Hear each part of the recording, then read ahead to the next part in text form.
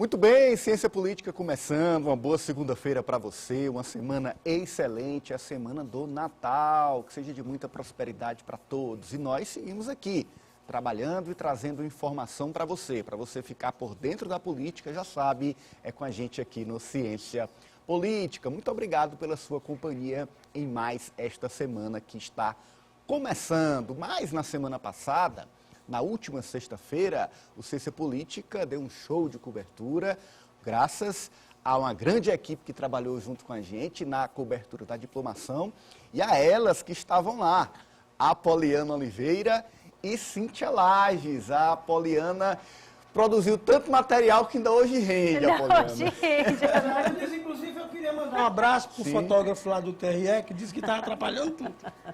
Conversa, rapaz. Eu recebi 6 queixas desse rapaz. Não sei nem quem é.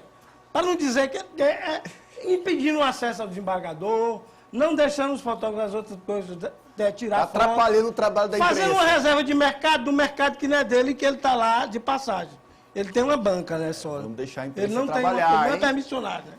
Cíntia Lages também esteve lá nessa cobertura histórica, Cíntia. Histórica, extremamente prestigiada, como há muito tempo não se via uma cobertura, uma diplomação, melhor dizendo, uma noite de diplomação. Realmente foi impressionante a forma como foi valorizado, né? Porque já vi diplomações anteriores que não havia tanta movimentação, digamos assim. Mas era muito protocolar, não era só aquela história do diploma e tudo, essa foi diferenciada. Poucas falas e falas curtas. Não, é sempre dessa forma, né? Sempre falo o procurador eleitoral, sempre falo o presidente do Tribunal Regional Eleitoral. Eu só estranhei o senador falar, né? Mas eu não lembro se anteriormente falava também. Eu não me lembro também, não, acho que não. Né? E o governador eleito, né, representando, mas assim, foram falas curtas, né? Muito pontuais. A fala do Arivan foi maravilhosa, assim, foi muito boa, muito forte. Eu acho que assim, dentro do espírito do que o Tribunal Superior Eleitoral, e aí a gente lembra quantas reuniões o Alexandre de Moraes fez com presidentes de TRS, como ele dialogou também com os comandantes das polícias militares, como todo esse processo que é de bastidores e que eu acho que o Arivan conseguiu expor naquele dia. Ele fez um discurso muito bom. E o mais interessante que eu achei, todos os discursos eram consensuais. Tanto do Marco Túlio Caminha, ao qual o Wellington Dias se referiu, né? O senador eleito se referiu ao discurso do Procurador Regional Eleitoral, e o presidente do Tribunal Regional Eleitoral, acho que arrematou tudo, né? Quando falou também de democracia, coisa que o Wellington também falou, destacando o papel da Justiça Eleitoral, o papel da Procuradoria Eleitoral. Foi muito consensual. Então, assim, havia um clima de consenso no ar naqueles discursos e na cerimônia como um todo, até as entrevistas, assim, todo mundo desarmado, no sentido de até... Acabou a eleição. O próprio Rafael, né, que disse que acabou a eleição. Isso, Rafael, deputados de oposição também falando isso. Eu acho que o tom que se deu à diplomação, com exceção do fotógrafo, que realmente atrapalhou muito, mas enfim... não atendeu aos pedidos, eu acho que ali, enfim, é outra coisa, porque talvez não é mau caráter, é falta de habilidade, né? Talvez falta o de interno habilidade. do próprio Tribunal de Justiça solucionar aquilo ali, né? A forma como se... Faltou a Mara Beatriz lá para dar o grau. Olha, ela estava lá só assistindo, né, a Mara? A Mara estava só assistindo. Cíntia, uma das coisas que me chamou a atenção no discurso foi, além dele fazer aquela brincadeira de que não adiantava fazer beicinho, que quem não tem diploma não tem mandato, né? Isso. Foi o fato dele classificar alguns manifestantes aí como facção criminosa. Isso. Facção. Mas precisava, né? E ele disse isso, e não é a primeira vez que ele disse isso. Eu já vi ele botar isso num processo para manter uma preventiva. Ele disse que não, que aquilo ali era ato, que não era um ato isolado, era um ato de uma facção e que ele não podia libertar aquela pessoa. Né? Ele foi que foi uma das poucas prisões que houve nessa eleição. Essa eleição foi muito calma, O presidente do TRE foi muito claro, ele disse, o povo não é facção. Nós mostramos tudo aqui para você ao vivo no Ciência Política, fizemos uma cobertura completa. E, além da cobertura em loco, tem algumas coisas que continuam, Cíntia. teve gente roubando a cena. Teve gente roubando a cena, uma criança roubando a cena. Pré-adolescente, na verdade, né? A Tereza, a primogênita do governador eleito Rafael Fonteles, numa entrevista ao Ângelo Carvalho, que tem um perfil no Instagram, o repórter engravatado, a Tereza deu um show.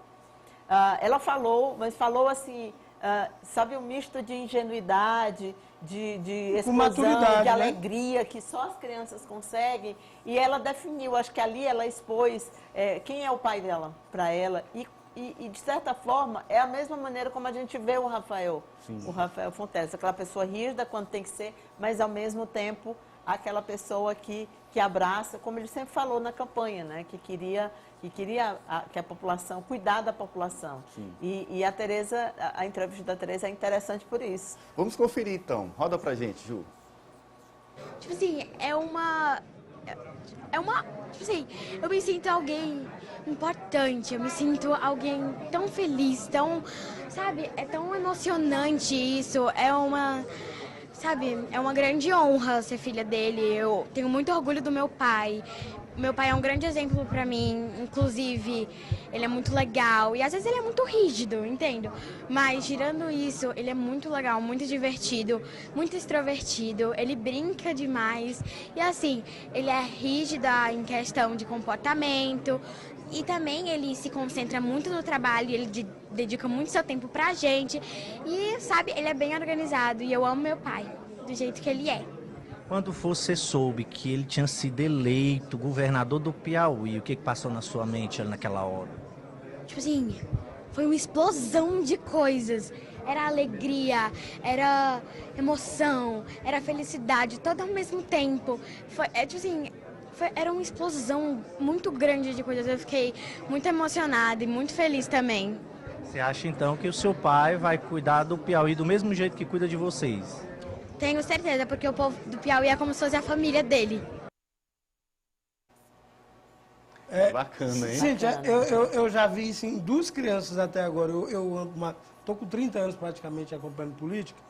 Tem uma sobrinha da Margarete lá, do Zeca do Hélio Isaías, que ela, nessa época que eu estava em São Nonato, eu fiz 3 campanhas políticas em São Nonato. Ela, todo discurso lá, no meu dos adultos, ela discursava. E era mais aplaudida, e era mais ou menos esse tom. Então, você vê, 20 anos depois que eu vi isso, eu consigo ver isso aqui, tá entendendo? Como as crianças, dependendo do... É a criação, é o cenário, é como a pessoa vive, como ela é criada. Como ela disse, meu pai é muito legal, mas às vezes ele é duro comigo, ele cobra, né?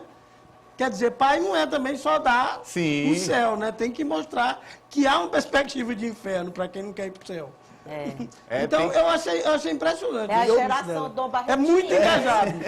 O Chico Lucas disse, o futuro secretário de Segurança, que ele tem uma filha também, que ela é a política da família. Olha aí. Ele disse que ela é extremamente política, a filha dele. Para não mentir que a terceira pessoa que eu conheci criança... São os Rafa aqui. Tu lembra do Alberto Neto? Tu lembra do Alberto Neto? O neto do Alberto Silva, que morreu de câncer no cérebro? Não. O Alberto Neto, ele tinha 5 anos, quando foi detectado.